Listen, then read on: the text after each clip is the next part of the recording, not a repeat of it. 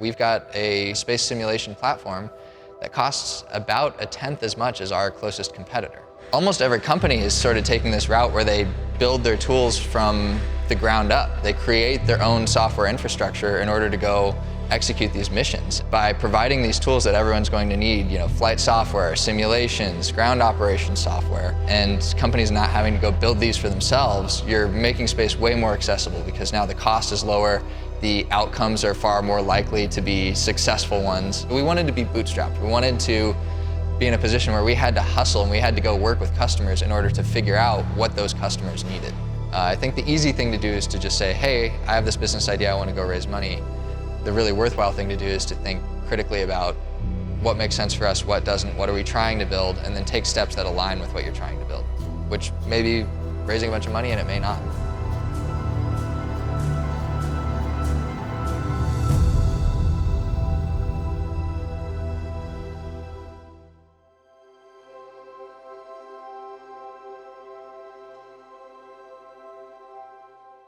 Hi, my name is Reynolds. I'm the founder and CEO of ATTX, and we're essentially a next generation space software company. So we're trying to be what essentially amounts to the Microsoft, the Windows of space. And a great way to put it is like an analogy. So if you were starting a business that was completely unrelated to space, if you were starting say a dog grooming business, right? And you had to have documents, you had to make presentations, then it would be kind of ridiculous to think, okay, I'm going to go create my own version of Microsoft Word from the ground up in order to be able to do this business, or for any business to do that, right? Because you go and you use Microsoft Word, you use these products that exist because it's not efficient for everyone to build them from the ground up.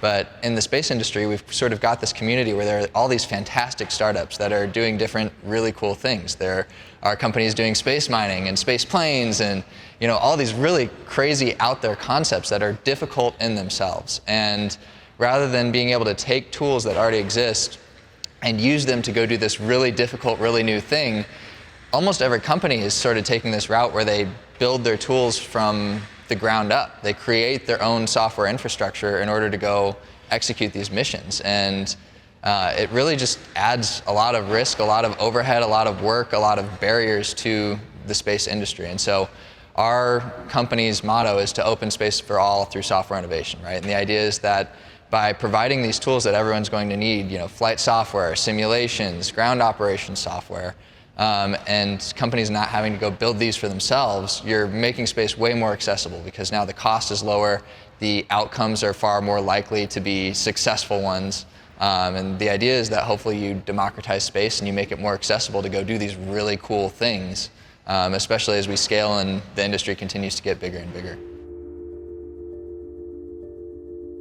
I was born and raised in Missouri, and I always loved things that flew. I'm one of those kids that from the time I was like 8 years old, if you'd have asked me what I wanted to do, I wanted to be an aerospace engineer. I just knew that that was what I wanted to do. I grew up working on all these really cool engineering projects with my grandpa. He had been not a real pilot, but he had like a private pilot's license, and he would fly around, and he was actually an accountant, and we would just build all this cool stuff. We'd build go-karts and electronics and planes together, and just loved anything that flew. So I always knew I wanted to work in aerospace, but I thought I wanted to work in planes. And so went to Missouri University of Science and Technology in Rolla, Missouri for school.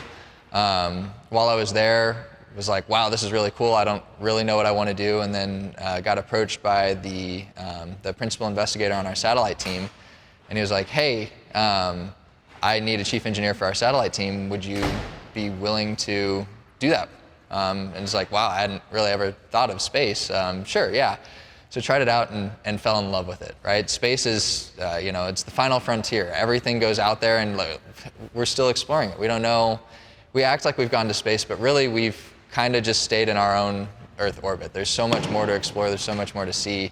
And satellites are really cool and really difficult. There's all these really interesting challenges that you don't get anywhere else. So fell in love with space, did a lot of research at Missouri S&T, and then got a job at a small company, or what was a small company at the time, called Sierra Nevada Corporation. So Sierra Nevada is working on something called the Dream Chaser, which is a space plane. Think of it like a smaller space shuttle designed to take cargo to and from the International Space Station. And so got to, graduate and then go work basically my dream job, working on this space plane that was taking cargo to and from the space station. And it was awesome. Loved every minute of it. Worked a bunch of different software jobs there. I worked a little bit in actually mission control, worked a little bit doing like flight software for Dream Chaser. And then my sort of biggest role was I led the modeling and simulation team there. So building out the simulation that's supposed to allow us to go test whether Dream Chaser is going to fly successfully before it actually flies. And so, like all, I think, good startup stories, basically ATTX, which is, our business, started out of solving problems that we encountered in our day-to-day, right? Here I was working on this space plane that's already by itself an incredibly difficult thing to do with all these different challenges. And our biggest challenge was standing up this entire software organization from scratch within this space plane and having to build all this software from scratch. And that came with all sorts of technical implications for our ability to make this space plane go succeed, right? And so basically dealt with these problems enough that I was like, this is crazy. Why is everyone doing this from scratch? I wish I had this. And so basically eventually got to the point about half a decade in where I was like, okay, I don't have any kids yet. I was getting married at the time. And if I'm ever going to go start a startup, now is the time. Now is the time to do this. So left my job. About a month later, started ATTX, just me in the master bedroom of the house with a laptop writing a bunch of code. And now here we are 2 years in, and I guess the rest is history, and we'll see where it goes from here. I knew that starting a startup would be a hard thing to do. I knew that you're kind of putting yourself out there. But man, the first time that I left my job and I became acutely aware of the fact that the mortgage was still coming, the expenses were still coming, but the checks were not coming, it was like, wow, this is absolutely terrifying. So that, I think that's the first thought that comes to mind. It's also, incredibly rewarding, and I wouldn't be doing, I wouldn't trade it for the world, right? So basically started the business, and from the beginning we knew we wanted to be bootstrapped. Basically, we'd seen, or I had seen from, working in the space industry, a lot of companies go off, especially in the era where money was kind of free, like the 2021 era, raise a ton of money to go do these concepts that weren't really grounded in physics or reality or even in a customer need. And I never wanted us to be that company. I always said from the start, I wanted us to base ourselves on doing really good engineering. And if we failed as a business, but we succeeded as engineers, I would be okay with that. But I wouldn't be okay with the inverse, where we raised a bunch of money, we grew really huge as a business, maybe we made a ton of money, but we never met a customer need or delivered anything of value to anyone. So we wanted to be bootstrapped. We wanted to be in a position where we had to hustle and we had to go work with customers in order to figure out what those customers needed. So from the moment we started, rather than trying to find investors, our goal was to find a partner who would work with us, who would basically take us under their wing and say, hey, this is the software that we need. You guys are building software, and so we want to use your software. And so that was sort of the immediate hustle, was getting our name out there, telling people what we were doing, and trying to get them up to speed with why they should buy into this concept. And luckily now we do have some really fantastic partners. Leap, who's in the building here with us at Tycho Station. We're using our platform to do their flight software simulation, basically everything that we'd envisioned from the start. And then we've got a few other great companies we're working with. Sidus Space we're about to work with. We've worked with Sierra Space now from the beginning practically. But that was the immediate hustle. The other thing that I learned that was surprising to me was sort of the phenomenon of when you're kind of getting into an industry, it's always like you have to have an internship to get an internship, right? If you want to break in, people want to see what you've done before in that industry. And that phenomenon starts over when you start a business. You start a business and people go, well, what has this business done? And you're like, well, I hope we've worked with you. And so that was a challenge. And then, building a really good team was the other challenge, right? You start a business and the first thing you want to do is assemble a great team to be able to go work on some of these projects. And I was lucky that our co-founder Mickey joined me not too long after we started, and now is our COO, and he's been fantastic. But that was one of the biggest challenges, right? Is like, you tell people like, hey, I don't have any job security for you. I don't really have anything to offer you. You could go get more salary elsewhere. But if you come stick with us for 5 years, then maybe you could make more money, or at least you'd get to work on something really cool, right? It's not necessarily the easiest pitch to make, and especially to the wrong person, you just won't get anywhere with it, right? So, building a great team was something that we knew we had to do from the start, and we're lucky to have done now, but was really challenging. And then, of course, finding those initial customers to work with us. The hard lesson that we learned is that the space industry is one that runs on trust more than anything, right? If you start a software as a service type business and you're working with people and you are literally providing Microsoft Word, you might get someone to try it out because they're like, I want to try the new document service, and they're like, oh man, it didn't really work. There's not really any consequence. I'll just switch back to Microsoft Word and I'll pay more money, right? With a space mission, people are spending 10, 50 million, $100 million, billions of dollars to get these space missions to work. They want to know that the software is going to work, right? And so our first strategy of basically reaching out on the internet did not work well at all, because you reach out on the internet, people are like, who are you? I don't know you. Like, why would I trust you with my mission, with the brains essentially of my mission? And so what we had to do is we had to build personal relationships, and we had to leverage personal relationships. Our best partnerships have come from the companies that we knew, or the people that we knew before we started ATTX, essentially. And so, you start with those relationships, you get people to, be willing to buy in and to give you a small piece of what they're doing, right? Someone's working on, some project, and the first thing we did was, rather than trying to get all the software for that project, get just a small chunk, right? Hey, we're not going to do your flight software, you're going to do something else for that, but we'd sure love to test it for you, right? And then once we test the software, then you build a reputation as a company that has a great simulation that can test software. And now you expand into doing the flight software. And now you expand into doing the ground software. And so we kind of tried to take bite-sized chunks of missions with people who we knew who would trust us, so that we could build that reputation. And then once you have a reputation, of course, it's a lot easier to get people to buy in, because when they're like, who are you? You can say, well, we're the ones who did the software for XYZ. And then they start to believe that what you do is not just some scam, right? It's something real and something that they should trust and something that's going to add value to them. Man, honestly, the very first breakthrough we had, for me, from my perspective, was when we got Mickey on board, because we went from a company that was just me with a laptop to suddenly a real company, right? He's great at business development, at strategy, at a lot of these things that are not really my strong suit, to be honest. I'm the engineer, right? I do the code, and so that was our first breakthrough. I would say our biggest breakthrough, though, which is I think more exciting, is actually this work we're doing with LEAP in our building. So LEAP is doing a suborbital rocket.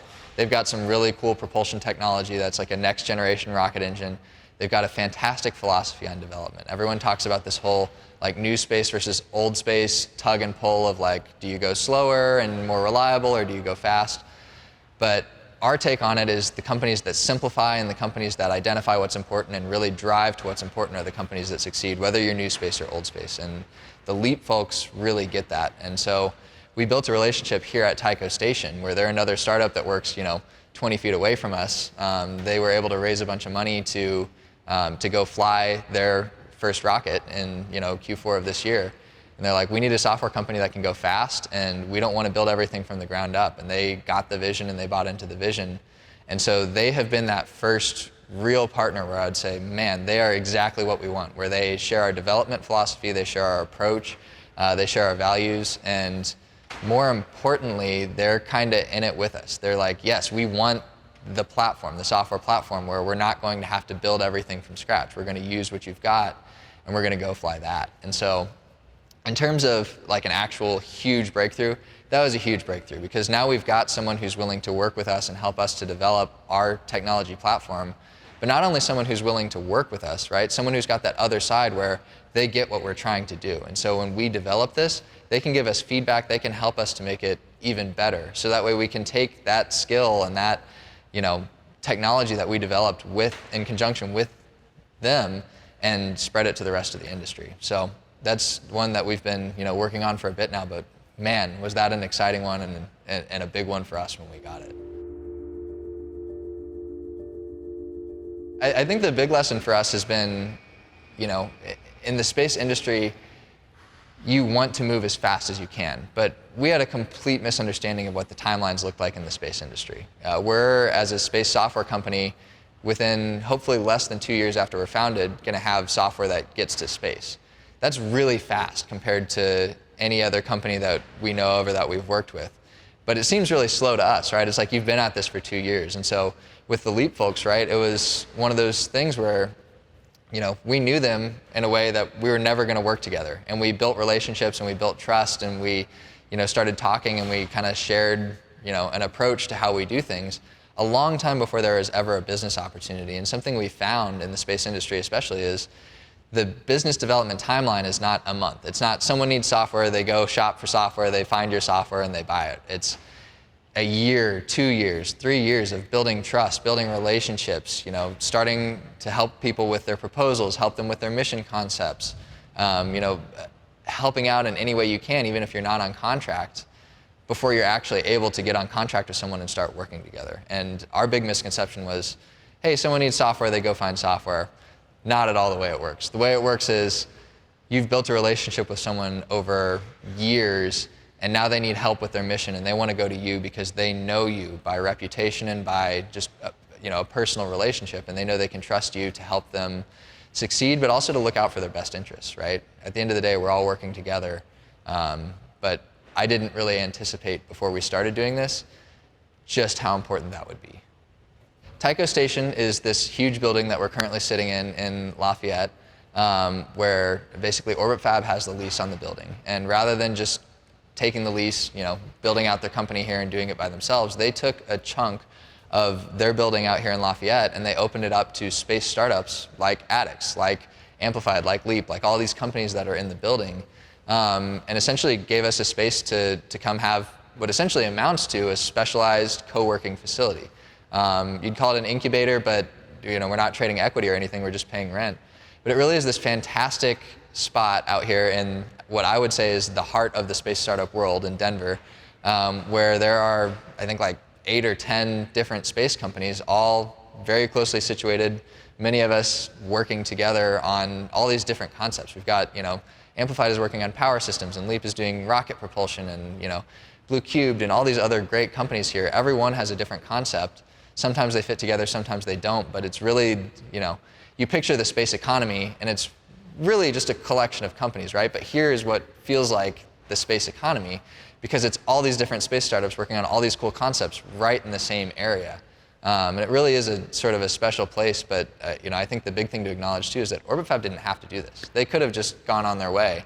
They didn't have to try to build an ecosystem for everyone else, right? I don't have to be sitting here talking to you right now, but Daniel and Orbit Fab are really great about walking the walk when it comes to not just creating, hey, this is a really cool company that's doing something really worthwhile, but creating a community and building an environment that's mutually beneficial for everyone.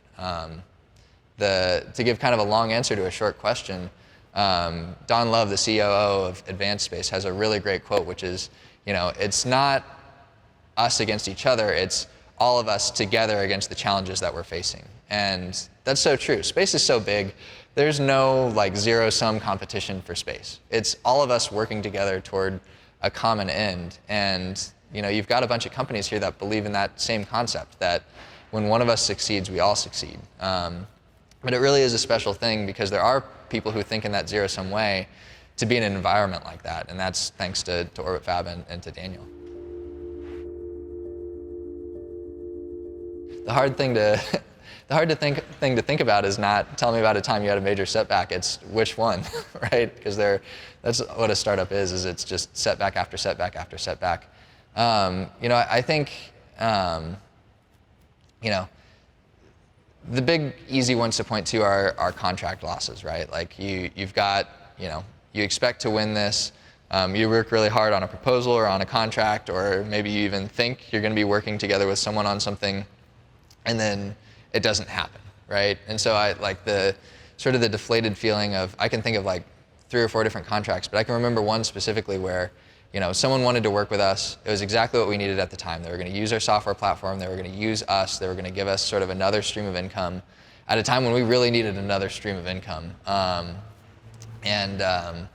We were really excited about it. We were sort of prepared to go do that work, and we were gearing up, and we negotiated all the terms, and we sent them the contract, and we had a handshake agreement, and it's like, this is great. And then you don't hear anything back, right? So they have the contract sitting in their inbox, and you're like, whoa, what's going on? And you wait, and you wait, and you wait, and you wait.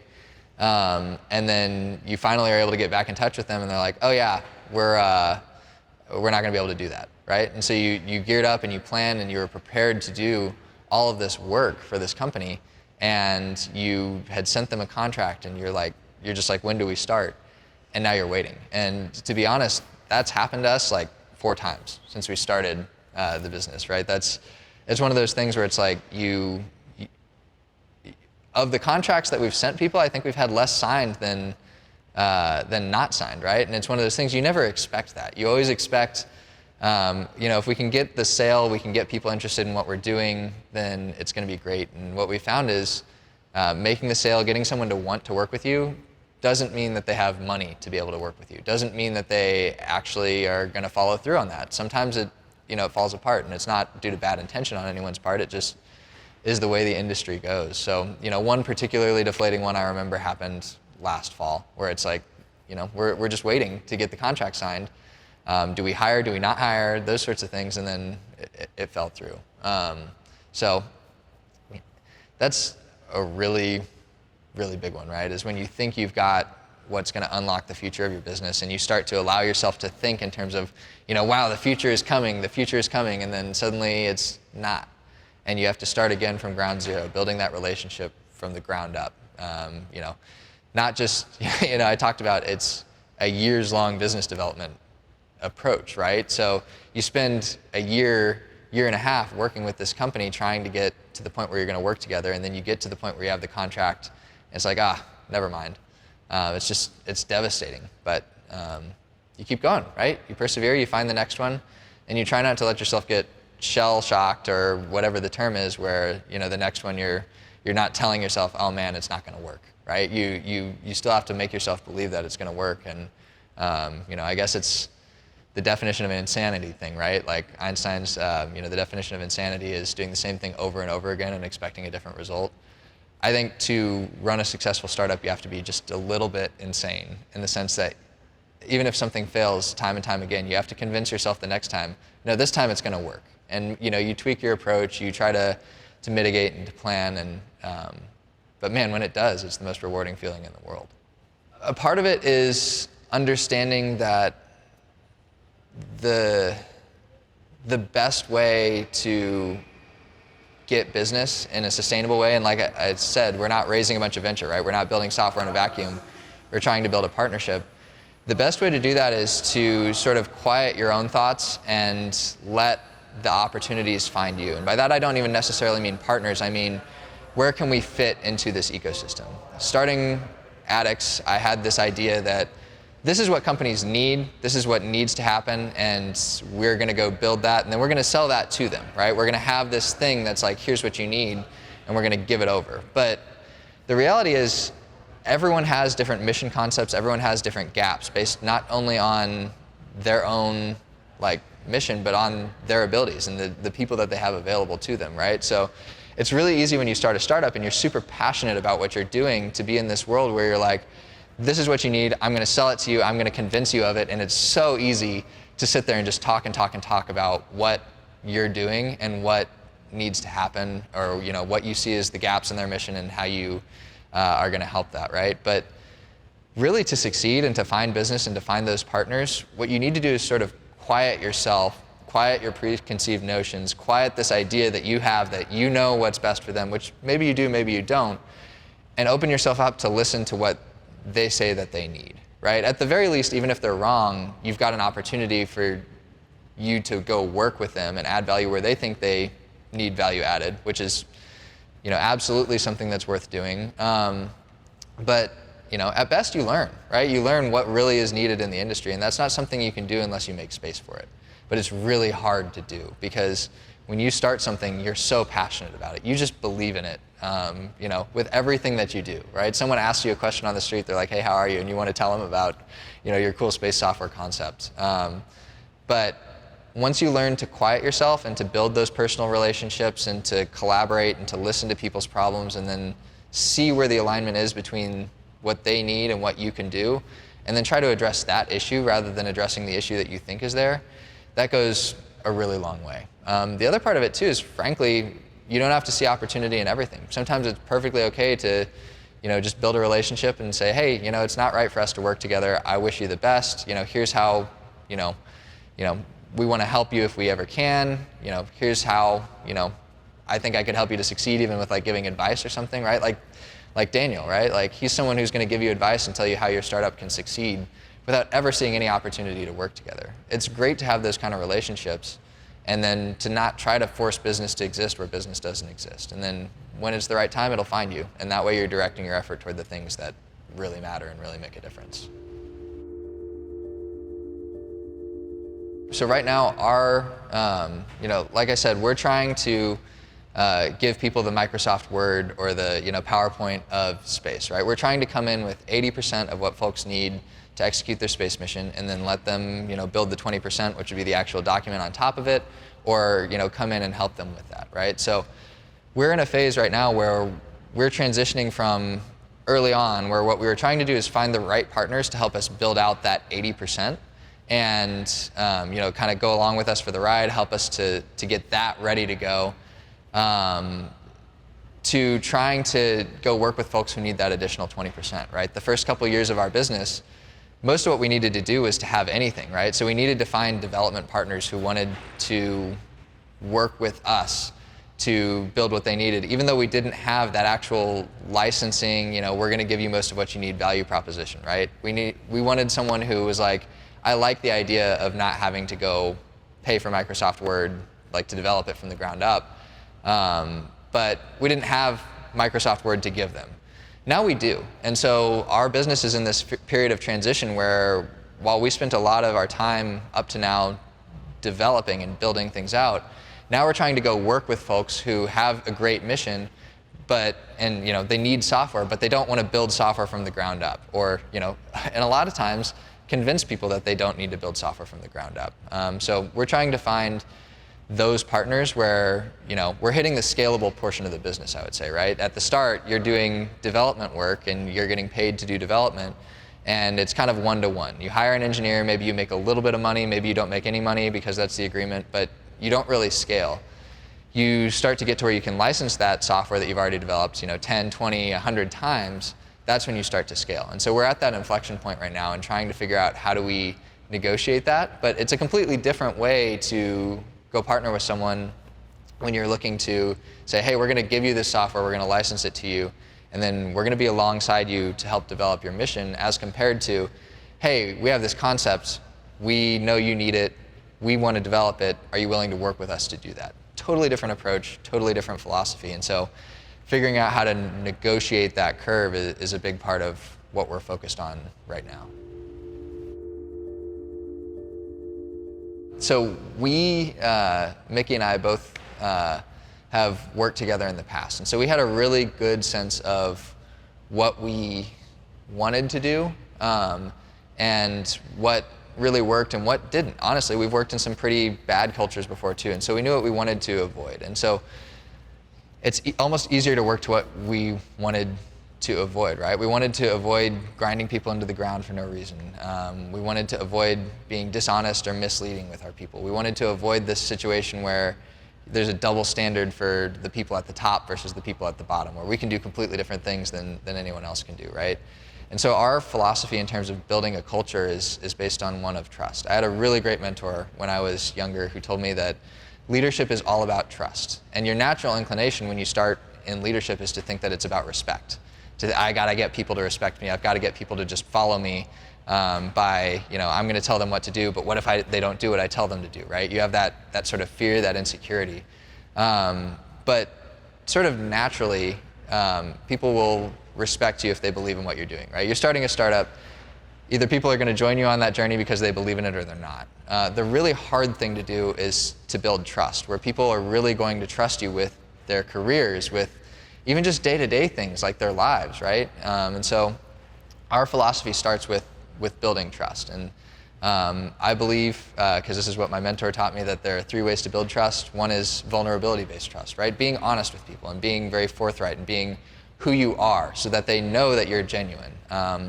It's really easy when people disagree for it to turn into a toxic disagreement. But if you have that trust, that sort of vulnerability-based trust where you're like, I really care about what we're doing, I know you care about what we're doing, let's go have a fight, like let's disagree, let's talk about what's the right direction, but it never devolves into something that's sort of toxic if you both have that sort of common foundation of what we really want is to see this succeed. And so we centered ourselves sort of to that end on our mission statement, right, to open space for all through software innovation. Everyone really believes in that. And so if you build that trust in who you are as people, everyone knows that that's what you're all about, and you sort of build a culture around that, then it's really easy for people to disagree or to challenge you, to have this sort of open communication, because everyone sort of agreed to that as almost like signing a contract and getting on board, right? The other elements of trust are sort of reliability-based trust, so do what you say, and competency-based trust. Like I have to trust you to be good at what you're doing in order for me to trust you. And so trying to build that trust in everything we do lies at our foundation. The other thing too, the very first thing we did as a company when it was beyond just me with a laptop, right, whenever we had employees, is we actually sat down, we came up with that mission statement together, and we also came up with a set of values for that mission statement. The harder thing to do than to create a list of values or to build a company is to get everyone in alignment. If you get 5, 10, 100 people all pulling toward the same objective and it's a worthwhile objective, it's only a matter of time until you succeed. But getting everyone pulling in that same direction is a really hard thing to do. And so our way of doing that was we sat down and we came up with values together. So we have our 8 core values at ATTX that we believe in that are centered on things like open communication, understanding, thinking like investors in terms of everything that we do, investing time, investing resources, even to the engineer level, need to create a return. All that sort of stuff. Being tenacious through challenging times, focusing on what's important, all those sorts of things. When you sit down and you say, here's our mission, and then here is everything that we collectively have agreed that if we do these things, we will succeed in this mission, it's really easy to keep everyone in alignment and to keep everyone sort of bought into that same culture because you've all sort of agreed to what the culture is, or you've all architected it. And I think a lot of the problem at companies that have a culture that maybe is viewed as not as good isn't even necessarily the culture the company intends to have. It's the fact that they say this is our culture, but then there are 20 different cultures that actually exist. And one is the executives are above everyone, and one is the well, we're going to put a profit over everything else that we do. Those sorts of things where it's like, we say this, but we really mean this. If you get everyone aligned on a culture and you really live that culture and you really execute to that in the sense of values and a mission statement, I think it's really easy, even in an environment where people work really hard, to have them look forward to coming to work and to really buy into that culture, whatever it is. Bootstrapping ATTX from the ground up as compared to going off and raising investment has introduced a lot of challenges that we wouldn't otherwise have. It's also introduced a lot of opportunities, right? So the really hard thing is you have all these ideas, all these directions that you think you need to go, and it's almost like you're doing a raise every single time you have an idea, right? Or you have something that you need to build, right? If you go out and you raise $5 million, you've convinced someone that your concept is worth exploring. They've given you $5 million, so if you want to hire someone to go explore something, you can do that. For us, anytime we have a new technology, a new concept, a new twist, we almost have to go do our own raise. We have to go sell that to a company, right? And we need to get someone to buy in to that idea. It introduces a lot of discipline, right? Because you can't go do that unless you get someone bought in. And that means that it's hard to come up with ideas that are sort of misaligned with that customer validation because you don't have the money to go work on it unless you get that customer validation. So it introduces a challenge there, right? We can have, even right now, we've got a few different concepts that I wish we had the money to go explore, but we just don't have the money to go explore. And so it definitely has introduced a challenge. It also introduces challenges with runway, right? Like we are, always acutely aware of how much money we have in the bank and acutely aware of the contracts that we have. We don't have any sort of fallback if we're not able to sustain business. And so it's really hard. For me personally, it's really hard because if something needs to get done, I can't go hire someone to do that thing. It pretty much falls on me to do it. I work a lot. It definitely is a harder route for the founder than you'd get otherwise. That being said, we have some tremendous benefits that come from it too. I talked about the customer validation and the fact that you can't really go build something that's out of step with what your customers need because at least one customer is going to have to need it for you to be able to afford to build it.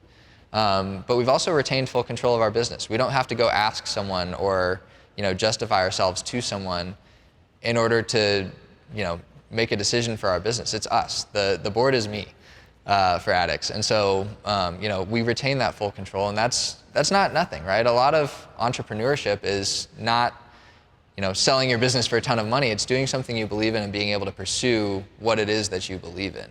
And so there's that. And then there's also just the lack of, I would say, the lack of knowledge of a fuse, right? If you go raise venture, there are exceptions to this, but they're looking for an exit. They're looking for hopefully a multi-billion-dollar exit, right? They want a unicorn. That's great, and venture is a really fast way to get there, but it also means that as soon as you raise money, you're looking for an exit. We don't have to worry about that. ATTX is perfectly content to grow really quickly, but also to be profitable and to just be a business that succeeds for the people who work here. Everyone at ATTX is a shareholder. We all have stock.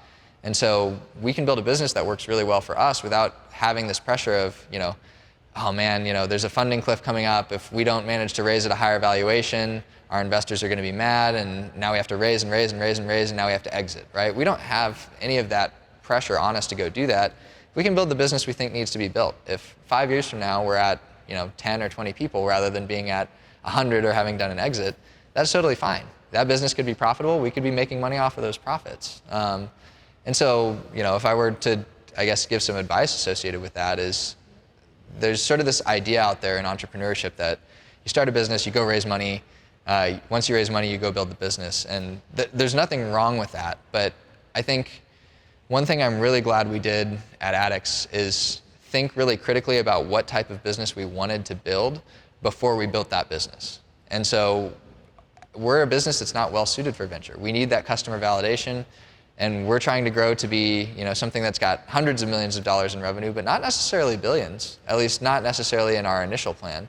And so building the business the way we did allows us to go partner with really cool companies and help them execute their missions and be happy with what we're doing and grow at our own pace rather than having that timeline. And so if you're that sort of business and you go out and you raise a bunch of money, well, now you've taken a pretty big step that's probably misaligned to your best interests and what you're trying to be as a business. And maybe that'll bite you, maybe it won't. But I think the easy thing to do is to just say, hey, I have this business idea, I want to go raise money.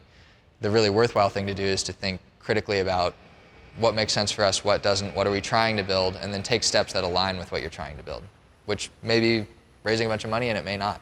In terms of first steps, starting a bootstrapped business, the hard thing is the very first thing you've got to do is find a customer, right? Like I said, acutely aware of the mortgage keeps coming, the checks don't keep coming, so how are we going to handle that? We were lucky really early in our development to have Sierra Space, the same company doing Dream Chaser, who basically knew me, right? Going back to you have to have that trust, and wanted to work with us, right? And so we were able to come in pretty quickly after we started with when we started, we didn't know we would be able to do this, but we were able to start pretty quickly after we established a business generating revenue. So immediately you've got to get to revenue generation, and it's easy for me to say, hey, go do this, right? The hard thing is to actually go find that revenue source. But once we found that revenue source, right, that gave us the ability to sort of create a platform for a business. You have this much revenue coming in. We can pay this many people per month in order to go develop the core technology, as either research and development on top of what we're doing, or in conjunction with our partners. So we were able to do that, and then from that, right, it becomes sort of a race to go get more business, right? The more business you get, the more technology development you can do, the more even internal research and development you can do. A big part of that for us has been proposals to the government, right? The SBIR program, Small Business Innovation Rewards.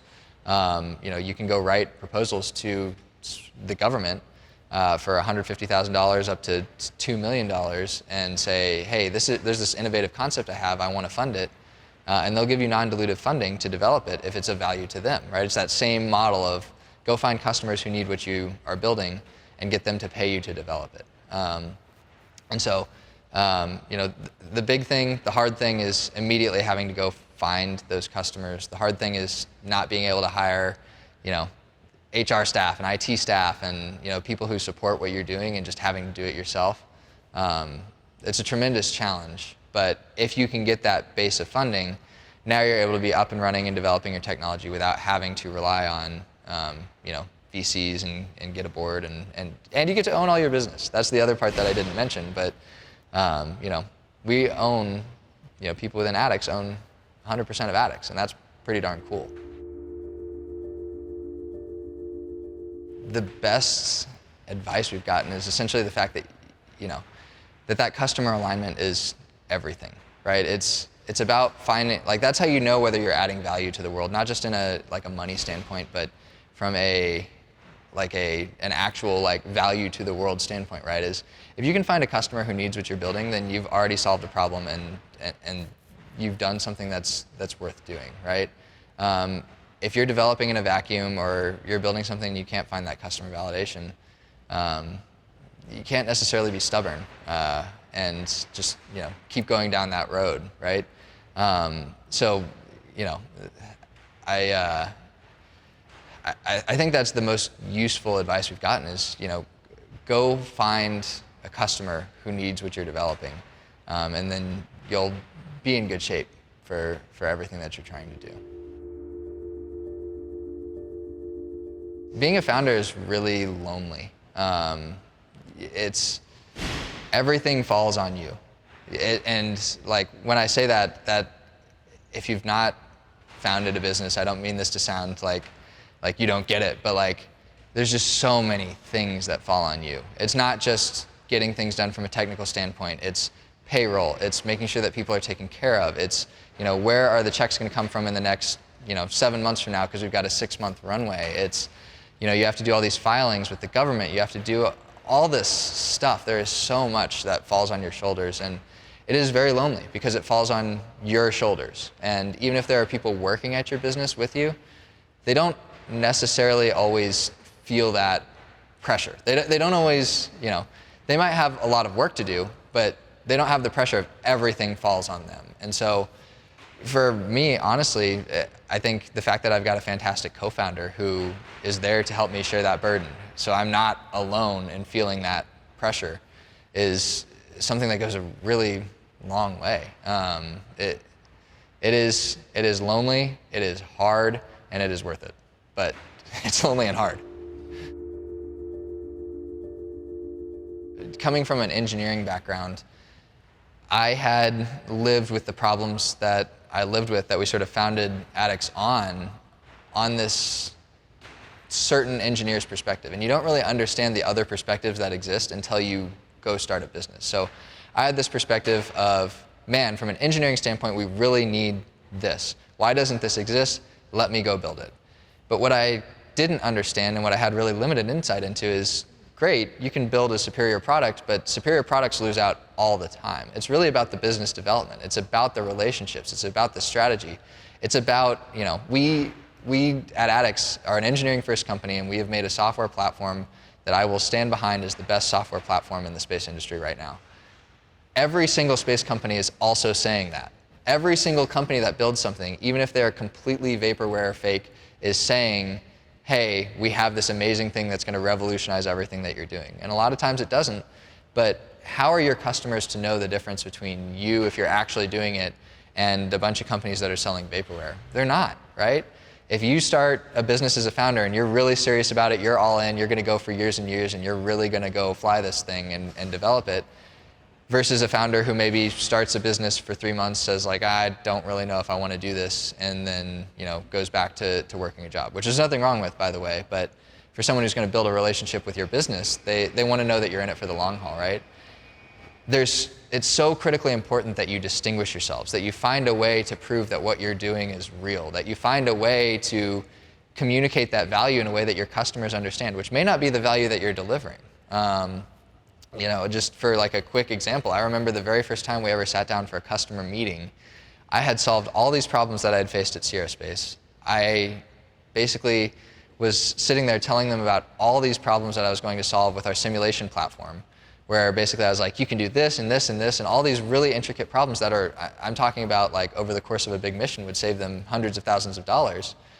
And after I gave my whole presentation, the question I got was, so could we use this to simulate our spacecraft like its orbit around the Earth?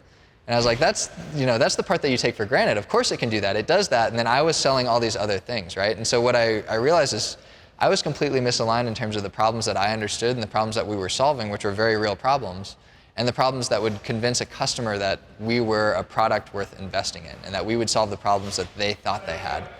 The problems your customer thinks you have and the problems they actually have may not be aligned, and you need to find a way to sell the problems that they have, the problems they think they have, in a way that they're going to buy into that. And so my big misconception, or the big thing I had to learn, was the fact that you can go build a fantastic product that solves all these problems and is completely genuine in everything that it's doing. But to get someone bought into that is a completely different endeavor, almost completely unrelated to actually solving those problems. It scales up over years when you're actually solving people's problems, that you build a reputation and people want to work with you. The sale is right now. It's 1 day, it's 1 hour. I'm sitting here with you. I need to get you to buy into what we're doing. And you don't have time to do that. So how do you sell independent of having done those things already? Because when you're founding a business, you haven't done anything yet as a business. You've done nothing. But you still need to get people to buy into what you're doing.